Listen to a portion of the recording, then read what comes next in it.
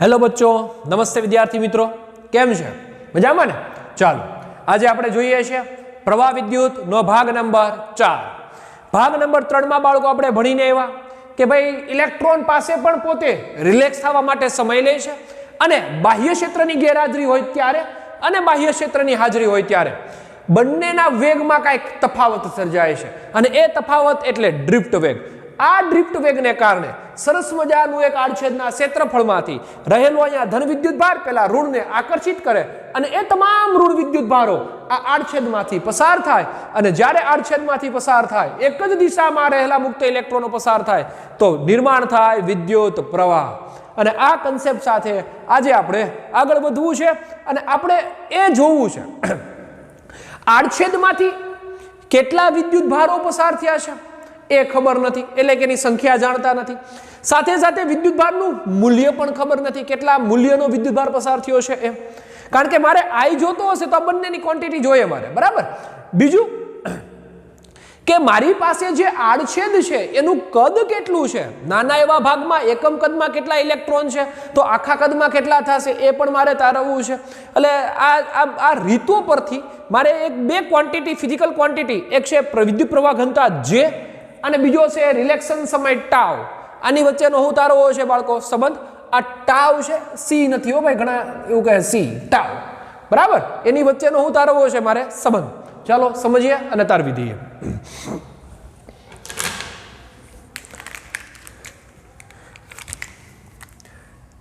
આકૃતિની કન્ડિશન દોરીએ અને ભણતા જઈને સમજતા જઈએ। જેનું આડછેદનું ક્ષેત્રફળ એ છે एवं मारी पास एक वाहक है,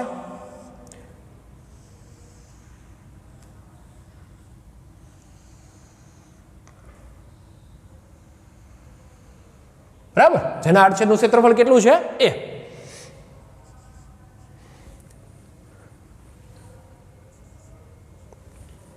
चलो हवे ऑलरेडी बाह्य विद्युत क्षेत्र अहींया हाजर छे એટલે આ તરફ બધા પ્લસ હશે અને આ તરફ બધા માઇનસ હશે। વિદ્યુત ક્ષેત્ર ક્યાંથી ક્યાંનું તો કે પ્લસ થી માઇનસ નું હશે, એટલે વિદ્યુત જે ક્ષેત્ર છે એ આ બની ગયું આપણું પ્લસ થી માઇનસ ઈ, બરાબર। વાહકની અંદર જડિત આયનો હોય જે લેટિસ બિંદુએ ગોઠવાયેલા હશે। આપણે તો અહીંયા વાત ફક્ત કરવાની છે મુક્ત વિદ્યુત ભારોની, અને જ્યારે તમે બાહ્ય ક્ષેત્ર આપો ત્યારે મુક્ત વિદ્યુત ભારોનો સરેરાશ વેગ ક્યારે ઝીરો થાય નહીં, એટલા માટે એ ડ્રિફ્ટ વેગથી શું કરવાના છે, ગતિ કરશે। આ આપણા બે ઇલેક્ટ્રોન્સ જે વીડી જેટલા વેગથી, કેટલા વેગથી, વીડી જેટલા, કારણ કે ડ્રિફ્ટ વેગ વાત થઈ, કારણ કે બાહ્ય ક્ષેત્ર હાજર હશે એટલે ડ્રિફ્ટ વેગ આવશે। વીડી જેટલા વેગથી આ વાહકના એક ભાગમાંથી બીજા ભાગમાંથી શું થઈને નીકળી રહ્યા છે, બહાર નીકળે છે। જો વાહકના એક ભાગમાંથી બીજા ભાગમાંથી બહાર નીકળતા હોય તો એ વાહકની અંદર એ શેનું નિર્માણ કરશે, વિદ્યુત પ્રવાહનું નિર્માણ કરશે। બીજું આપણું જે વિદ્યુત ક્ષેત્ર છે, જોજો બરાબર સમજો, આપણું જે વિદ્યુત ક્ષેત્ર ઈ ને લંબ એવો શું છે તો કે વાહકનો આડછેદ, અને એમાંથી વિદ્યુત ભારોનું વહન થાય। ક્યારે વહન થાય વિદ્યુત ભારોનું, જ્યારે એની પાસે શું હોય, ડ્રિફ્ટ વેગ। એટલે લખશું આપણે આવું, બાહ્ય વિદ્યુત ક્ષેત્રની હાજરીમાં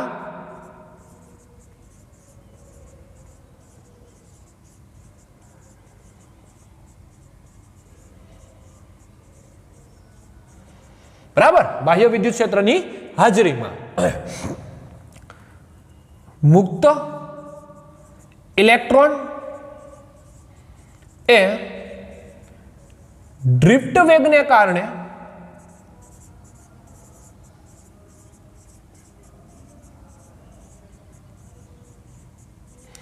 વાહકમાંથી, ડ્રિફ્ટ વેગને કારણે વાહકમાંથી વિદ્યુત ક્ષેત્રને લંબ રાખેલા આડછેદમાંથી પસાર થાય। વાહકમાંથી વિદ્યુત ક્ષેત્રને લંબ રહેલા આડછેદમાંથી પસાર થાય છે। અને જો એક જ દિશાના ઇલેક્ટ્રોન વહન પામે તો શેનું નિર્માણ કરે બાળકો? વિદ્યુત પ્રવાહનું. આપણે ભણીને આવ્યા બધા એક સાથે હોટી લઈને શિક્ષક બાજુ જાય, અસર થવાની જ છે ભાઈ.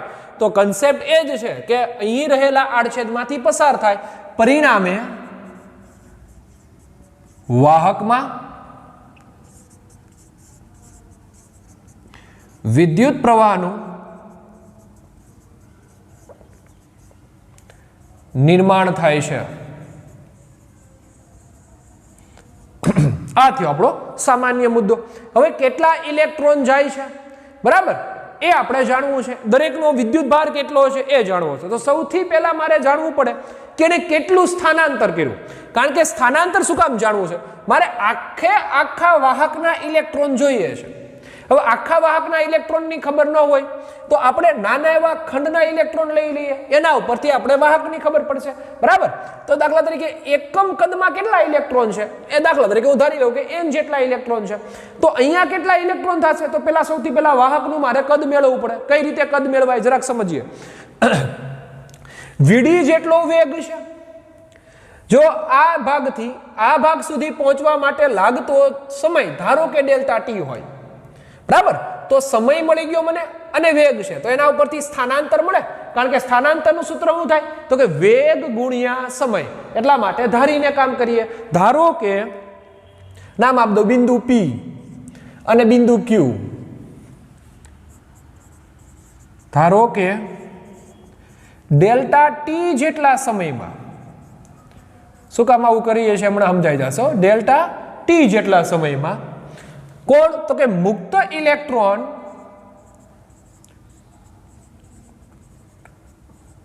વીડી જેટલા વેગથી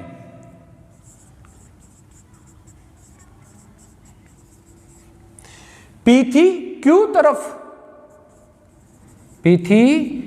તરફ શું કરી રહ્યા છે બાળકો? સ્થાનાંતર કરે છે. તેથી થતું સ્થાનાંતર કેમ મેળવાય? તો સમીકરણ શું વપરાશે થતા સ્થાનાંતર માટે? જો જે આપણી પાસે સમીકરણ આવું છે, વેગ બરાબર સ્થાનાંતરના છેદમાં સમય. તો મારે સ્થાનાંતર જોતું હશે એટલે કે વેગ is equal to delta x upon delta T, બરાબર. તો ડેલ્ટા એક્સ જોતો હોય તો શું થશે? તો કે ડેલ્ટા એક્સ બરાબર, અહીંયા આપણે વીડી રાખશું કારણ કે ડ્રિફ્ટ વેગથી હાલી રહ્યા છે ઇલેક્ટ્રોન, એટલા માટે વીડી ડેલ્ટા ટી. તો અહીંયાથી અહીંયા સુધીનું સ્થાનાંતર કેટલું થયું? તો કે ડેલ્ટા એક્સ બરાબર શું મળ્યું મને? વીડી ડેલ્ટા ટી. એટલે કે બીજું કાંઈ નહીં, આની લંબાઈ ગોતી લીધી, વાહકની લંબાઈ ગોતી લીધી. શું કામ વાહકની લંબાઈ ગોતી? કારણ કે મારે જાણવા છે એની અંદર રહેલા ઇલેક્ટ્રોન. હવે આડછેદનું ક્ષેત્રફળ હોય, લેન્થ હોય, તો એ અને એલ ભેગા થાય. જોજો બાળકો, એ અને એલ ભેગા થાય તો કદ મળે, બરાબર. શું મળે? કદ. મારી પાસે એ છે, શું નહોતું? તો કે એલ નહોતી. અને એલ કઈ રીતે મેળવી? તો કે આ કન્સેપ્ટ પ્રમાણે મેળવી. મને ખબર છે કે ઇલેક્ટ્રોનનો વેગ કેટલો છે? તો કે વીડી જેટલો છે. તો સમય ધારી લો કે કદાચ P થી Q સુધી ડેલ્ટા ટી જેટલા સમયમાં પહોંચે છે, તો તેના ઉપરથી મને શું મળી ગયું? આ અંતર મળી ગયું. અંતર અને ક્ષેત્રફળનો ગુણાકાર કરું તો શું મળી જશે મને? વેગ મળે, સોરી વોલ્યુમ મળશે. શું મળશે? વોલ્યુમ. તો હવે હું ધારી લઉં કે ભાઈ આખાની અંદર રહેલા ઇલેક્ટ્રોન મારે જોઈએ છે, તો એના માટે એક નાના એવા કદની વાત કરું. એકમ કદમાં જેનું મૂલ્ય 1 હોય, એકમ કદમાં કેટલા ઇલેક્ટ્રોન? તો કે n જેટલા ઇલેક્ટ્રોન. તો મારી પાસે કદ કેટલું છે? તો કે કદ આવી રહ્યું એ જે અને સાથે સાથે એ વી ડેલ્ટા ટી. તો પેલા વાહકનું આપણે શું મેળવી લઈએ? કદ. તેથી વાહકનું કદ V બરાબર સૂત્ર શું થાય બાળકો? કદનું V બરાબર સૂત્ર જો જે વાહકના આડછેદનું ક્ષેત્રફળ કેટલું છે? તો કે a ગુણ્યા એનું સ્થાનાંતર કેટલું છે? તો કે ડેલ્ટા એક્સ એટલે એની લંબાઈ. જો બીજું કાંઈ નથી, ડેલ્ટા એક્સ એટલે એની શું છે? અહીંયા લંબાઈ રાખ દઉં, a ગુણ્યા એલ, બરાબર. મને આડો સુવડાવી દો તો મારી લંબાઈ હોય, મને ઊભો કરો તો મારી શું થઈ જાય? ઊંચાઈ. એટલે વેલ્યુ સમાન જ રહેવાની છે. એટલે એલની જગ્યાએ h છે. ઘણા એમ કે એલ ગુણ્યા બી, તો એલ ગુણ્યા બી ગુણ્યા એચ. એલ ગુણ્યા બી તો શું થાય? એ થાય. તો આ એચ ક્યાંથી આવી? એ એચ એ બીજું કાંઈ નાની હાઇટ જ છે, પણ આ સ્વરૂપે આપણે મળી છે, બરાબર. ચાલો, એ ડેલ્ટા એક્સ ની હું મૂક દઉં વેલ્યુ શું આવશે? વીડી ડેલ્ટા ટી. આ સમગ્ર વાહકનું શું મળી ગયું મને? કદ મળ્યું. સમગ્ર વાહક, આખા વાહકનું કદ. હવે મારે વાહકની અંદર રહેલા શું જાણવા છે? ઇલેક્ટ્રોન. હું કામ આવું ગયું? તો જો આમે સમજાય. એક ગ્લાસનું કદ 80 મીટરનો ઘન છે, એક વ્યક્તિ 4 મીટર ઘન જેટલું કદ રોકે તો આમાં કેટલા વ્યક્તિ મળી જાય ને? આ જ ધંધો, બરાબર. એ જ કન્ડિશન આપણે ગોત્યું. એટલે સૌથી પહેલા વાહકનું કદ ગોત્યું.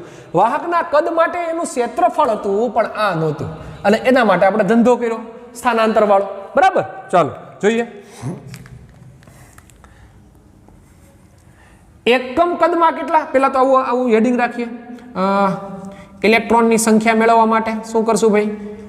ઇલેક્ટ્રોનની સંખ્યા મળે પછી એનો વિદ્યુત ભાર મેળવવો પડે, અને ત્યારબાદ વિદ્યુત પ્રવાહ મળે. ઇલેક્ટ્રોનની સંખ્યા, કારણ કે પ્રવાહ હું કામ મેળવવો? કારણ કે જે બરાબર આઈ અપોન એ થાય એની હારે સંબંધ છે, એટલે જે હાટું આપણે આઈ મેળવવો પડે, બરાબર. ચાલો, ઇલેક્ટ્રોનની સંખ્યા. ઇલેક્ટ્રોનની સંખ્યા મારે જોતી હશે તો કઈ રીતે મેળવાય? તો હું કહે કાંઈ જોવો જી, એકમ કદમાં કેટલા ઇલેક્ટ્રોન છે? તો કે n ઇલેક્ટ્રોન. એકમ કદમાં કેટલા ઇલેક્ટ્રોન બાળકો? n જેટલા ઇલેક્ટ્રોન, બરાબર. તો મારી પાસે કદ કેટલું છે? તો n સ્મોલ n રાખીએ, કેપિટલ n ની. સ્મોલ n જેટલા શું છે? ઇલેક્ટ્રોન. તો મારી પાસે કદ કેટલું છે? કારણ કે કેપિટલ n છે ને બધા ઇલેક્ટ્રોન દેખાડે, બંધિત અને મુક્ત. આપણે ફક્ત મુક્ત ઇલેક્ટ્રોનની વાત કરી રહ્યા છીએ, એટલે કેવું દેખાડે? મેં સ્મોલ n. તો AVD ડેલ્ટા T જેટલા કદમાં કેટલા ઇલેક્ટ્રોન થાય? તેથી ઇલેક્ટ્રોનની સંખ્યા શું થશે બાળકો? એકમનું મૂલ્ય 1 હોય, તેથી ઇલેક્ટ્રોનની સંખ્યા n નું મલ્ટીપ્લિકેશન થશે, એટલે થાય n એ VD ડેલ્ટા T જેટલા ઇલેક્ટ્રોનની શું થઈ ગઈ? સંખ્યા. હવે મારે જોઈએ છે એનો વિદ્યુત ભાર. કામ સંખ્યા પૂરતી કામ ન હાલે, કારણ કે ભાઈ વિદ્યુત ભારનું મૂલ્ય જોઈએ. હું મેળવવા માટે? પ્રવાહ મેળવવા માટે, બરાબર. એટલે ખાલી સંખ્યા ન હાલે. વિદ્યુત ભાર ઇલેક્ટ્રોન પરનો વિદ્યુત ભાર. હવે ઇલેક્ટ્રોન પરનો વિદ્યુત ભાર જોતો હોય તો કઈ રીતે મેળવશું? તો કે ઇલેક્ટ્રોનની સંખ્યા છે, વાહકની અંદર કુલ રહેલા ઇલેક્ટ્રોનની સંખ્યા. તો એક ઇલેક્ટ્રોનનો વિદ્યુત ભાર જાણું કેટલો થાય? -e. તો આટલા ઇલેક્ટ્રોનનો કેટલો? બહુ સિમ્પલ છે. તેથી એક ઇલેક્ટ્રોન પરનો વિદ્યુત ભાર કેટલો થાય? તો કે -e થાય, બરાબર. તો હવે કેટલા છે મારી પાસે? NaVd ડેલ્ટા T જેટલા ઇલેક્ટ્રોન છે, તેથી NaVd ડેલ્ટા T પરનો વિદ્યુત ભાર. તો આ મળી ગયો બાળકો આપને વિદ્યુત ભાર, અને એ વિદ્યુત ભારને નામ આપ દો Q. શું નામ આપ દો? Q, બરાબર. અથવા ડેલ્ટા Q, કારણ કે તફાવત સર્જાતો હશે, ડેલ્ટા Q. ચાલો, ડેલ્ટા Q નામ આપ્યું, કારણ કે જે ફેરફાર થાય એને શું નામ આપી દીધું આપણે? Delta Q. તેથી ડેલ્ટા Q બરાબર 1 નો -e હોય તો આટલાનો કેટલો થાય? તો કે -e NaVd ડેલ્ટા T. સમીકરણ નંબર 1. આ થયું આપણો મૂળભૂત કન્સેપ્ટ કે વાહકના આડછેદમાંથી પસાર થતા શું મળી ગઈ? વિદ્યુત ભારનું મૂલ્ય કેટલું છે? -e NaVd ડેલ્ટા T જેટલું છે, બરાબર. આમાં આઈ તો ક્યાંય સાહેબ આવ્યો નહીં, પણ આઈ મેળવવા માટેનો રસ્તો છે. કયો રસ્તો છે? જુઓ, ડેલ્ટા T જેટલો સમય હોય અને ડેલ્ટા Q જેટલો વિદ્યુત ભાર વાહકના આડછેદમાંથી પસાર થતો હોય તો વાહકમાંથી કેટલો પ્રવાહ વહે એમ કહેવાય? તો કે I જેટલો વહે એમ કહી શકાય. તો લખીએ અને એના ઉપરથી ડેલ્ટા Q ને સૂત્ર ન કરતા બનાવીએ અને બેને સરખાવીએ, એટલે આપણે જે સમીકરણ જોઈએ છે, જે આપણો હેતુ છે, એ સરળતાથી મળવાનો છે. આટલું થઈ ગયા બાદ શું કરશું? આટલું થઈ ગયા બાદ હવે વાત આવી છે I સાથે, કારણ કે J અને I વચ્ચે સંબંધ છે, બરાબર. પણ આમાં તો ક્યાંય I દેખાતો નથી, અને I ને મેળવવા માટે આપણે શું કામ કરવાના છીએ? તો કે મારી પાસે વિદ્યુત ભાર છે, મારી પાસે સમય છે, અને સમય ને વિદ્યુત ભાર હોય, બીજા કોની જરૂર છે? જોઈએ, જ્યારે ડેલ્ટા Q જેટલો વિદ્યુત ભાર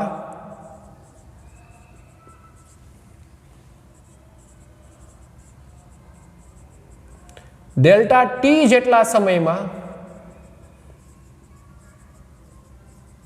ક્યાંથી પસાર થઈ રહ્યો છે? તો કે વાહકના આડછેદમાંથી. વાહકના આડછેદમાંથી પસાર થાય ત્યારે વિદ્યુત પ્રવાહ I બરાબર હું લખીએ ગાય તો જાણો છો બધાય delta Q by delta T બરાબર આવું થાય ને તો ડેલ્ટા ક્યુ જોતો હોય તો શું લખાય તેથી delta Q is equal to શું લખાશે I ડેલ્ટા ટી સમીકરણ નંબર 2 જોવો જી હવે ડેલ્ટા ક્યુ ની જગ્યાએ જો હું I ડેલ્ટા ટી રાખી દઉં તો મને જે અને રિલેક્શન સમય વચ્ચેનો શું મળી જાય સંબંધ રિલેક્શન સમય ક્યાંથી લાવશું એ પછીની વાત છે પેલા જે આરે લઈ આવી બરાબર આવું કહે ને કે બે ભાઈઓ બાંધે છે અને બોલતાય નથી લગ્ન થયા એના દીકરાના તો સૌથી પહેલા જે સામેવાળી વ્યક્તિ હોય એક જ એવું વ્યક્તિને તપાસે કે એની હારે બોલવાનો પ્રયત્ન કરતું હોય બરાબર દાદાને બોલાવે દાદા કે હું તો બોલે જ નહીં એ મારા હારે બાંધીને ગયા છે પછી એના પપ્પાને બોલાવે છોકરાને એ કે હું નહીં બોલું પણ એક એવું વ્યક્તિ છે કે જેને આ ફેમિલી પ્રત્યે આકર્ષણ છે એટલે એ વ્યક્તિને પકડશે ને ધીમે ધીમે એ વ્યક્તિની પાછળ બધાય આવશે તો આપણે સૌથી પહેલા આઈને પકડો આઈ પકડાઈ જાય એટલે જે આવશે એટલે ટાવ આવશે તો સૌથી પહેલા આઈ મેળવવાનો ધંધો આપણે કરી લીધો આગળ વધીએ સમીકરણ 2 અને સમીકરણ 1 પરથી સમીકરણ 2 અને 1 પરથી હું લખાય સમીકરણ 2 અને 1 પરથી ડાબા ડાબા સમાન તો જબ્બા જબ્બા સમાન બરાબર ડાબી બાજુ સમાન છે એટલે જમણી બાજુ સમાન થાય તો થશે આવું I ડેલ્ટા ટી અહીંયા શું રહેશે minus NEA VD delta T શું દૂર થઈ જાય સામે જે સરખા હોય એ દૂર થાય ભાઈ IT I delta T cancel વધ્યું હું તો કે આવું વધ્યું છે I માઇનસ NEA VD અને આના છેદમાં નાખી દઉં જો શું કામ છેદમાં નાખું તેનું રીઝન એર્યું ભાઈ પ્રવાહ ઘનતા જોઈએ તેથી I અપોન A એમ જ માઇનસ NE એ એમ જ હવે લાવો મારો હીરો રિલેક્શન સમય ટાવ VD અને રિલેક્શન સમય ટાવ વચ્ચેનો સંબંધ હમણાં જ ભણ્યા છીએ માઇનસ E કેપિટલ E ના છેદમાં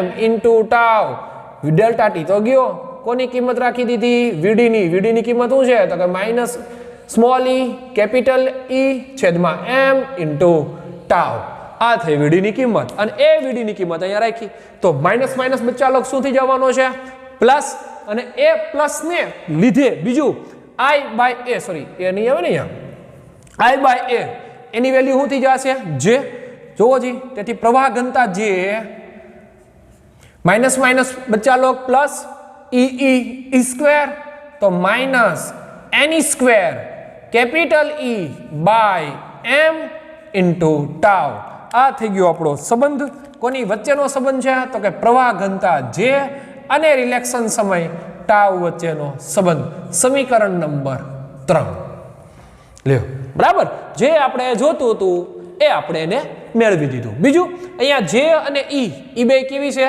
સદિશ રાશિ છે M દળ છે N સંખ્યા છે E વિદ્યુત ભાર છે અને ટાવ સમય છે એ કઈ સદિશ રાશિ છે ને બે સદિશ છે જે અને E વચ્ચેનો હું દેખાડ્યો આપણે આ સંબંધ દેખાડ્યો અને જો એના ઉપરથી મારે વાહકતા જોતી હોય આના ઉપરથી જ મારે વાહકતા જોતી હોય તો બીજું કાંઈ કરવાનું છે નહીં જેના છેદમાં કોને નાખી દઉં ઈને નાખી દઉં અથવા તો આવું થાય આ સમીકરણને તમે આ સમીકરણ સાથે સરખાવી દો કારણ કે જે બરાબર શું લખાય સિગ્મા E જોવો જી તો સિગ્મા બરાબર શું લખાય સિગ્મા બરાબર માઇનસ NE સ્ક્વેર E તો આવે નહીં એને સરખાવવાનું છે તો ટાવ ના છેદમાં એમ રહે ઈ જ વાત થઈ તો ચાલો જી સમીકરણ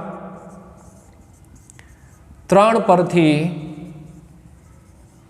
શું થશે સમીકરણ 3 પરથી તો કે જેના છેદમાં E લખી દઉં તો જેના છેદમાં E ઇઝ ઇક્વલ ટુ શું વધ્યું માઇનસ નહીં વધે ને કારણ કે માઇનસ માઇનસ તો કેવું બની ગયું છે પ્લસ NE સ્ક્વેર ટાવ ના છેદમાં M તો NE સ્ક્વેર ટાવ ના છેદમાં M તો આ થઈ જે અપોન E ની વાત તો જે અપોન E એટલે તો શું થાય તો વાહકતા તેથી વાહકતા સિગ્મા ઇઝ ઇક્વલ ટુ શું થશે NE સ્ક્વેર ના છેદમાં M ઇન્ટુ ટાવ તો હવે કોનું સૂત્ર તારવી દીધું કોની વચ્ચેનો સંબંધ તો વાહકતા અને રિલેક્શન સમય વચ્ચેનો સંબંધ જોયો અહીંયા જોયો આપણે પ્રવાહ ઘનતા અને રિલેક્શન સમય વચ્ચેનો સંબંધ અને આ આપણે જોયો ડ્રિફ્ટ વેગ અને રિલેક્શન સમય વચ્ચેનો સંબંધ તો ટોટલ 3 સંબંધો ધરાવે છે રિલેક્શન સમય કાકા બાપાના પોરિયા બરાબર કેટલા તો કે 3 એરિયા ત્રણેય ભાઈઓ VD જે અને સિગ્મા. તો આ થયું આપણું રિલેક્શન સમય અને એના કન્સેપ્ટ. હવે આગળ વધવાનું છે મોબિલિટી. બરાબર, જોઈએ મૂળ મુદ્દો આપણો છે મોબિલિટી.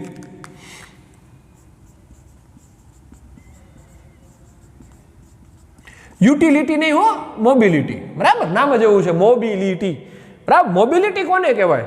તો કે મોબિલિટી એટલે બીજું કાંઈ નથી, જે વાહકની અંદર વિદ્યુત ક્ષેત્ર નિર્માણ કરે. પણ કઈ રીતે વિદ્યુત ક્ષેત્ર નિર્માણ કરે?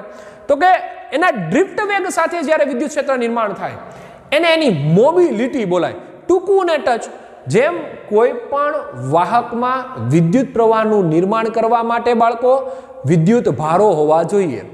અને આ વિદ્યુત ભારોને મોબાઈલ પણ કહેવાય. શું બોલાય? મોબાઈલ. વાહકોના મોબાઈલ. મોબાઈલ એટલે આપણે ઓલા સેલ ફોનની વાત કરતો નથી. મોબાઈલ એટલે જો એના ઉપરથી મોબાઈલ, મોબાઈલ ધરાવતા વાહકને શું હોય? મોબિલિટી હોય. એટલે મોબાઈલ એટલે ઓલો ફોનની વાત નથી કરતો, પણ મુક્ત વિદ્યુત ભારનું બીજું નામ શું છે? મોબાઈલ. અને દરેક વાહકમાં આવા મોબાઈલ હોય. બરાબર, વાહકમાં મોબાઈલ તરીકે મુક્ત વિદ્યુત ભારો આવેલા હોય.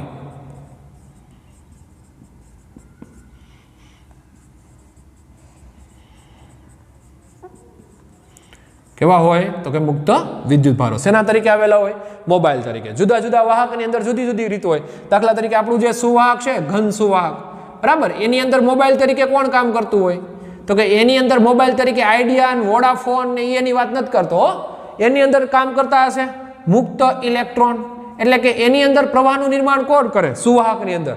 તો કે મુક્ત ઇલેક્ટ્રોન. સેમ કન્ડિશન જે વિદ્યુત દ્રાવણ છે આપણા, તમે ધોરણ 11 કેમેસ્ટ્રીમાં પણ ભણશો, 12 સાયન્સમાં, જુદા જુદા દ્રાવણ, બેટરી, લેડ સંગ્રાહક સેલ, બરાબર, વોલ્ટાનો કોષ, આ બધું. તો કે એની અંદર આવા વિદ્યુત દ્રાવણમાં, તો કે વિદ્યુત દ્રાવણ જ નામ એવું છે, વિદ્યુત દ્રાવણ. એટલે એમાં આયનીય સંયોજનો હોય અને એ આયનીય સંયોજનો તૂટે એટલે એક પ્લસ બને, બીજો કેવો બને? માઇનસ બને.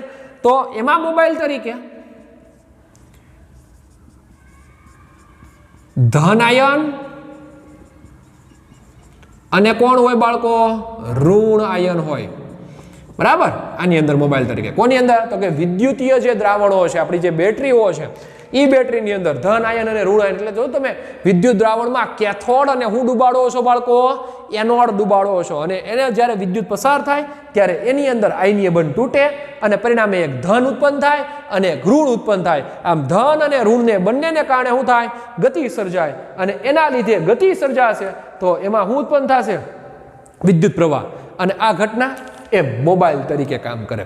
તો આટલી થઈ આપણી મોબિલિટીની વાત. હવે એની વ્યાખ્યા આપીએ અને એનો કન્સેપ્ટ સમજીએ. મોબિલિટી એટલે શું છે જરાક સમજીએ.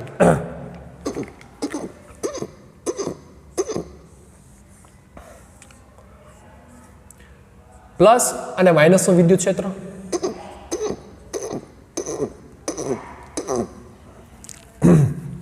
આ ઇલેક્ટ્રોન છે આપણા, બરાબર. હવે બાળકો જરાક ધ્યાનથી સમજો. ક્યાં વિદ્યુત ક્ષેત્ર વધારે હશે? તો તરત તમે એમ કહેશો કે ભાઈ પ્લસ પાસે વિદ્યુત ક્ષેત્ર વધારે હશે અને માઇનસ પાસે વિદ્યુત ક્ષેત્ર ઓછું હશે. એનું રીઝન? કારણ કે પ્લસની ક્ષેત્ર રેખાઓ બહાર નીકળે છે. જ્યાંથી બહાર નીકળતું હોય ને એનું ક્ષેત્ર હંમેશા વધારે હોય, અને જે અંદર જઈ રહી છે એનું ક્ષેત્ર હંમેશા કેવું થતું હશે? ઓછું હશે. હવે જેમ જેમ ઇલેક્ટ્રોન આ પ્લસ બાજુ આવી રહ્યો હશે, જેમ જેમ ઇલેક્ટ્રોન આ પ્લસ બાજુ આવી રહ્યો હશે, એમ એમ ઇલેક્ટ્રોનનો હું વધતો જાય છે, વેગ વધે. એનું રીઝન? કારણ કે આકર્ષણ વધે છે. આકર્ષણ વધશે એટલે એનો વેગ વધે. જો વેગ વધે તો અહીંયા રહેલું વિદ્યુત ક્ષેત્રની અંદર, અહીંયા રહેલા વિદ્યુત ક્ષેત્રની અંદર, અહીંયા રહેલા વિદ્યુત ક્ષેત્રની અંદર અને અહીંયા રહેલા વિદ્યુત ક્ષેત્રની અંદર, બરાબર. બિંદુ A પાસે વિદ્યુત ક્ષેત્ર, B પાસે, C પાસે, D પાસે અને E પાસે. સૌથી વધારે વેગ ક્યાં હશે? તો કે તમે તરત એમ કહેશો કે સૌથી વધારે વેગ સાહેબ E પાસે હશે. કારણ કે અહીંયા આકર્ષણ બળ એટલું બધું સ્ટ્રોંગ હશે કે એના વેગમાં મેક્સિમમ વધારો થશે. સૌથી ઓછો વેગ ક્યાં હશે? તો કે A પાસે હશે. એનો મતલબ વિદ્યુત ક્ષેત્ર સાથે વેગનું મૂલ્ય બદલાઈ રહ્યું છે. જેમ જેમ નજીક, જેમ જેમ વિદ્યુત ક્ષેત્ર સ્ટ્રોંગ, એમ એમ વેગ વધારે. જેમ જેમ વિદ્યુત ક્ષેત્ર નિર્બળ, એમ એમ વેગ ઓછો. એનો અર્થ સાફ છે, વિદ્યુત ક્ષેત્ર સાથે કોણ બદલાઈ રહ્યો છે? ડ્રિફ્ટ વેગ. અને એ એટલે આપણી મોબિલિટી. એકમ વિદ્યુત ક્ષેત્ર દીઠ ઉત્પન્ન થતા ડ્રિફ્ટ વેગને એની શું બોલાય? મોબિલિટી. જો એકમ વિદ્યુત ક્ષેત્ર શું કામ લીધું છે એનું રીઝન સમજાવું બાળકો. કારણ કે બધે વિદ્યુત ક્ષેત્રનું મૂલ્ય શું થઈ રહ્યું છે? બદલાઈ રહ્યું છે. અને બદલાતા જતા મૂલ્ય સાથે વેગ ઉત્પન્ન થાય. ઉત્પન્ન થતો વેગ, કારણ કે ઉત્પન્ન થતો વેગ એકવાર જો ઉત્પન્ન થઈને સમાન રહેતો તો ન બોલાય ઉત્પન્ન થતો વેગ.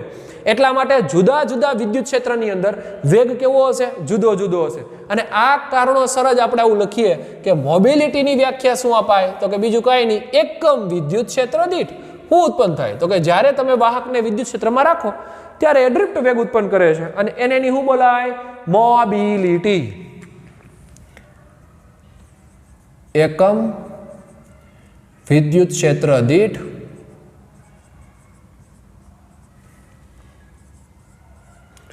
ઉત્પન્ન થતા ડ્રિફ્ટ વેગને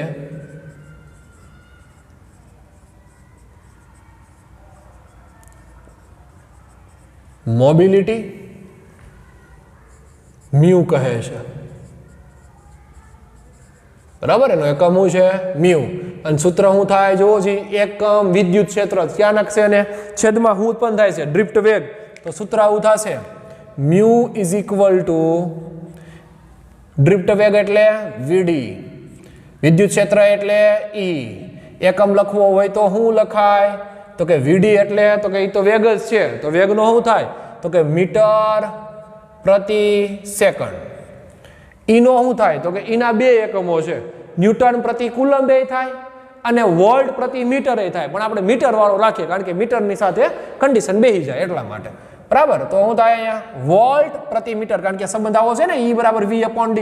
તો V એટલે વિદ્યુત સ્થિતિમાનનો તફાવત, તેનો V અને આનો મીટર. બરાબર, તો વોલ્ટ પ્રતિ મીટર, તો મીટર ક્યાં આવ્યો? ઉપર metre into metre, metre square. તો એકમ થશે metre square second into volt. તો આ થયું એનો એકમ. જો નાના એકમ સાથે હાલવા જાઓ તો નાના એકમમાં મીટરને સેન્ટીમીટરમાં લઈ આવવું પડે, તો થશે સેન્ટીમીટર સ્ક્વેર. સેન્ટીમીટર સ્ક્વેર એમને ના આવે, કારણ કે 1 મીટર બરાબર 10⁴ થાય, પાછો એનો વર્ગ છે, તો અહીં કેટલું આવે? 10⁴ સેકન્ડ ઇન્ટુ વોલ્ટ. લ્યો, તો આમ કહી શકાય કે ભાઈ જે મોબિલિટી છે, જો તમે સેન્ટીમીટરના નાના એવા ભાગમાં જાઓ તો સેન્ટીમીટરમાં કેટલી મોબિલિટી, કેટલા ગણી ઉત્પન્ન થાય મીટર કરતા, સોરી મીટરના ભાગના? તો કે 10⁴ ગણો ભાગ થઈ જાય. એટલે ખાસ બાળકો આ મોબિલિટી છે બીજું કાંઈ નથી, પણ કેવું વિદ્યુત ક્ષેત્ર છે એની સાથે તમે કેટલો ડ્રિફ્ટ વેગ ઉત્પન્ન થાય છે એ ખૂબ જરૂરી છે.